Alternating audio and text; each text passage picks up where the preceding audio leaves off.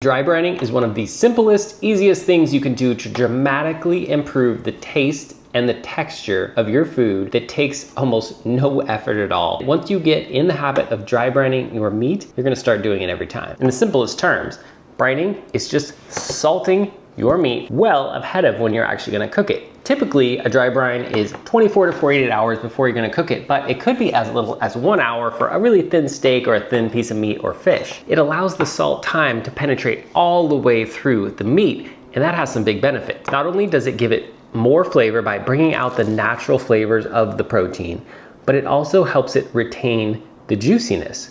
So it's seasoned all the way through. It's gonna be juicier and have a better texture. What I have here is a chuck roast and a piece of beef or a steak. You're gonna wanna salt it about 1 to 1.5% of its weight by salt. And depending on what type of salt you're using, even the specific brand of kosher salt, it's gonna be a little bit different as far as the amount.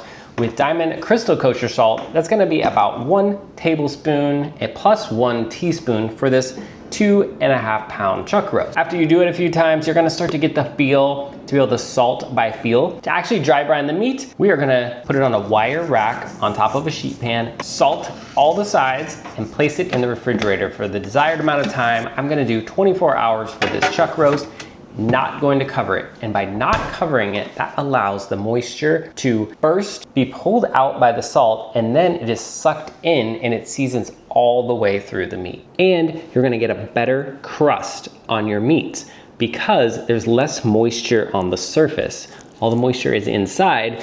When you salt something a little bit before you're actually going to cook it, what that does is draw out the moisture, and that creates steam rather than a sear on the surface. So by dry brining for a longer period of time, you're making a drier surface area by leaving it uncovered in the fridge, which gives you that wonderful sear that you're looking for. The result is gonna be juicier, better texture, and more flavor in your meat every time.